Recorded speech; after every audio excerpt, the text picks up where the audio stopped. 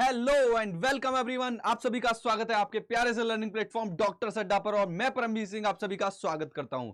Dear students, वो एक timer clock start हो चुका है कि भाई 2 महीने बचे हैं। अगर आज आप नोटिस करो तो 4 तारीख हो चुकी है बेटा। 4 तारीख, 4 मार्च, एग्जैक्टली 2 महीने बाकी हैं। बोले तो करीब करीब 60 दिन बाकी है और 60 दिन बाद तुम उस क्षण पे होगे जब तुम इसी समय कहीं ना कहीं पेपर लिख रहे होगे।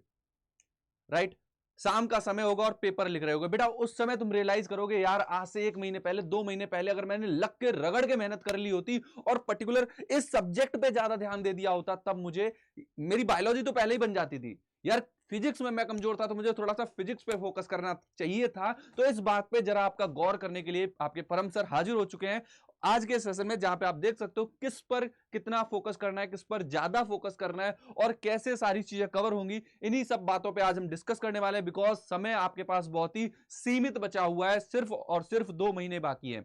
सो डियर स्टूडेंट्स, अगर आपको एक बात पता हो कि हम अगर सिलेबस की बात करें, इस नीट 25 में सिलेबस की बात करें तो ऑब्वियस सी बात है 3 मेजर हमारे पास सब्जेक्ट है, फिजिक्स, केमिस्ट्री एंड बायोलॉजी। हाँ जी हाँ, इस बार एनटीए ने बायोलॉजी के तरीके से रिप्रेजेंट किया है चीजों को। फिजिक्स इसको जूलॉजी और बॉटनी में ना बांटते हुए इसने सिंपल बायोलॉजी लिखा है। सो यस, आप यहां पे एक चीज तो देख सकते हैं, physics plus chemistry is equal to biology. इस बात से कोई नकार नहीं सकता कि हाँ भाई बायोलॉजी अकेली फिजिक्स और केमिस्ट्री के बराबर है। मगर एक यहां पे ध्यान देने वाली बात यह है कि आप बायोलॉजी पर ही फोकस होकर स्टक होकर नहीं रह सकते। जो बायोलॉजी के स्टूडेंट है ना, जिन्होंने क्लास ट्वेल्थ में बायोलॉजी ही इसीलिए ली थी कि यार मेरे को मैथ समझ में नहीं आती, राइट, वो वाली जो कैटेगरी है वो मेजर कैटेगरी है।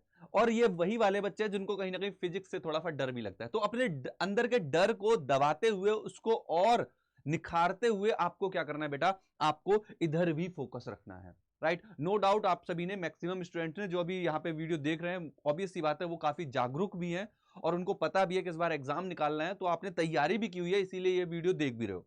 सो डियर स्टूडेंट्स, मैं यहां पे आपको एक बहुत ही इंपॉर्टेंट चीज यहां पे मेंशन करूंगा कि फिजिक्स को बिल्कुल भी हल्के में नहीं लेना, केमिस्ट्री को बिल्कुल हल्के में नहीं लेना। You have to focus very much, very precisely on these two subjects. आपको फिजिक्स को प्रॉपर एक अलॉटेड टाइम देना है, इसको प्रॉपर एक अलॉटेड फोकस देना है। राइट, समझ लो इस बात को। केमिस्ट्री को आप इक्विवेलेंटली, कई सारे जो रेशियो मिलता है बच्चों का वो ये मिलता है यार, सबसे हार्ड उनको फिजिक्स लग रही होती है, फिर उनको केमिस्ट्री लगती है, फिर उनको बायोलॉजी लगती है। अगर सच में ये बात एग्जिस्ट आपके ऊपर भी करती है तो आपको टाइम भी उसी तरीके से देना है। आप अपने शेड्यूल में, आप अपने टाइम टेबल में, जो आपने टाइम टेबल बनाया बेटा, जो आपका टाइम टेबल है, आप उस टाइम टेबल में प्रॉपरली मेंशन करिए कि मुझे भाई दिन के 8 घंटे अगर पढ़ने हैं तो 8 घंटे में से मेरा 2.5 घंटे इधर जाएगा, कहां पे, फिजिक्स के पास जाएगा। 2.5 घंटा मेरा कहां पे जाएगा, केमिस्ट्री के पास जाएगा। और मेरा बचा हुआ जो टाइम है जो कि 3 घंटे है वो मैं कंबाइनली अपने बायोलॉजी को दूंगा, जिसमें मेरी जूलॉजी बॉटनी दोनों कवर होगी। Now you have a task again. क्या इतने समय से चीजें पूरी हो जाएंगी या फिर मुझे एटलीस्ट एक टास्क चाहिए? क्योंकि एक बात जो हर टॉपर बोलता है, मैं टॉपर की ही बात बोलता हूं कि एंड मूवमेंट पे क्वेश्चन लगाने से भला होता है, याद रखेंगे।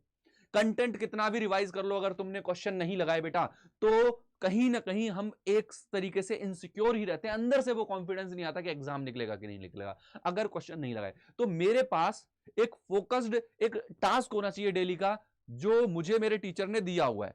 फॉर एग्जाम्पल, आज आपके परम सर आपको एक टास्क देते हैं जो आपको डेली बेसिस पे पूरा करना है, वो है ये। और मैं आपको गारंटी देता हूं, आपको इसके बाद ऐसा फील होगा यार मेरा तो रिवीजन अपने आप हो रहा है।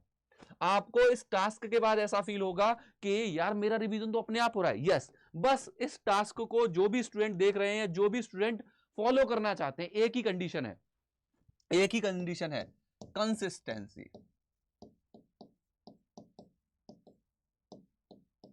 आपको कंसिस्टेंसी दे देखना है, बस इतनी सी बात है। रेगुलर कंसिस्ट होके आपको चीजों को समझना है, मैं बस इतना सा कहूंगा। रेगुलर कंसिस्ट होके आपको ये क्वेश्चन लगाने, और टास्क बहुत सिंपल, नहीं सिंपल तो नहीं बोलूंगा डियर स्टूडेंट्स, ये टास्क सिंपल नहीं है। डेली तुमको इस समय से अगले 15 दिन तक, अगले 15 दिन तक 4 तारीख से लेकर अगली 19 तारीख तक एटलीस्ट आपको डेली डेली 200 फिजिक्स के क्वेश्चन सॉल्व करने हैं। अरे यार ये तो अपने आप में महाभारत है। जी हां, जब तक तपोगे नहीं है ना तब तक चमकोगे नहीं, है ना। सोना जितना तपता है उतना ही खूब निकलता है। तो बेटा ये तपने का समय आ चुका है, अपने आप को झोंक देने का समय आ चुका है। तो बेटा ये कोई बहुत बड़ी बात नहीं है, राइट, वो स्टूडेंट जो अभी तक लगा हुआ है, एकदम टिक के लगा हुआ है, तो ये टास्क आपको फॉलो करना है आज से ही। हैशटैग 1000 क्वेश्चन डेली प्रैक्टिस लेके आनी है। 200 मिनिमम फिजिक्स, 200 मिनिमम केमिस्ट्री और 300 बायोलॉजी। ये आज से कंसिस्टेंट मैनर में कर लो, और मैं आपको गारंटी देता हूं आपका जो रिवीजन है ना, कि सर रिवीजन नहीं हो पाता, अपने आप रिवीजन होगा, डोंट वरी। आपका रिवीजन क्वेश्चन लगाते ही अपने आप हो जाएगा, मैं आपको गारंटी देता हूं। यस, आप बस अगले 15 दिन इस चीज को फॉलो करके देख लो, इस चीज को फॉलो करके देखो, डेफिनेटली ऐसा होगा। सो ये बात हो गई हमारी, ये बात हो गई कि भाई मेरा रिवीजन भी हो जाएगा और मेरी क्वेश्चन प्रैक्टिस भी हो जाएगी। सही है। अगेन मैं इस बात पे आपका ध्यान अगेन आकर्षित करूंगा कि आपको फिजिक्स को, केमिस्ट्री को, बायोलॉजी को एक अलॉटेड टाइम देना है। अगर आपको ये रेशियो फील होता है कि यार मेरी फिजिक्स सच में वीक है, फिर मेरे को केमिस्ट्री में लगता है कि हाँ मेरी थोड़ी सी केमिस्ट्री वीक है, और बायोलॉजी मेरी ओके ओके है, तो बायो में उन कॉन्सेप्ट को रिवाइज करो जहां पे फंसते हो। फॉर एग्जांपल आप इवोल्यूशन में हार्डी वेनबर्ग इक्वेशन देखो, मॉलिक्यूलर बेसिस ऑफ इनहेरिटेंस वाले, रेप्लिकेशन ट्रांसक्रिप्शन वाले कॉन्सेप्ट देखो, ओपेरॉन का कॉन्सेप्ट देखो, प्रिंसिपल ऑफ इनहेरिटेंस में आप लिंकेज क्रॉसिंग ओवर के कॉन्सेप्ट को देखो। समझ रहे हो? तो वो टॉपिक, वो कॉन्सेप्ट जो आपको फील होता है यार ये मेरे बहुत ही डाउन रहते हैं, यहां पे मैं अटकता ही अटकता हूं, उनको फोकस करो रेगुलर बेसिस पे। उनको आपको क्या करना है, रेगुलर बेसिस पे उनको कवर करते हुए आगे बढ़ना है। याद रखेंगे इतना, ठीक है। और बाकी जो रेस्ट चीजें, फॉर एग्जाम्पल रेस्ट चीजें जो एग्जाम्पल वाली चीजें बायोलॉजी में, उनको एक लिस्ट बनाओ, उनकी टेबल बनाओ, सामने चिपका दो, सामने चिपका दो। स्टिकी नोट्स होते हैं उनको चिपकाओ, प्रॉपर यूज करो यार।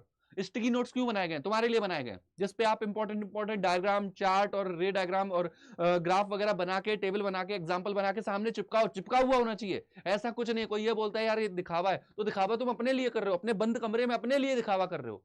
और अगर उस दिखावे से बेटा तुम्हारा भला हो रहा है तो कोई दिक्कत नहीं है, कोई दिक्कत नहीं है। समझ रहे हो? हर चीज एक एक पेंसिल रखी हुई थी इधर, इधर से उठा के इधर रख देना, ये एक्टिविटी भी बहुत अच्छी लगती है जब मेरा एग्जाम क्वालिफाई हो जाता है। यार मैंने इधर से उधर पेंसिल रखी थी, मैं जब उधर पेंसिल रखने गया वहां पे मुझे 4 एग्जाम्पल दिख गए थे, वो मेरे दिमाग में, जहन में बस गए थे, और मैं एग्जाम लिख रहा था तो उस समय वही 4 एग्जाम्पल मुझे फिर से दिख गए, और 4 एग्जाम्पल की वजह से मेरे 2 बायोलॉजी के सीधे सीधे क्वेश्चन सही हो गए, मतलब 8 नंबर मेरे वहां से पक्के हो गए थे। और मैं रुक रहा था पिछले साल से इस साल तक, मैं बस रुक रहा था 5-6 नंबर की वजह से, और वो 8 नंबर मेरे वहां से सिक्योर हो गए और मेरा एग्जाम क्वालिफाई हो गया। ये छोटी सी भी एक्टिविटी वर्थ इट लगती है अगर एग्जाम क्वालिफाई हो जाता है। अदरवाइज यही एक्टिविटी कि यार मैं पेंसिल ही इधर से उधर रखता रह गया,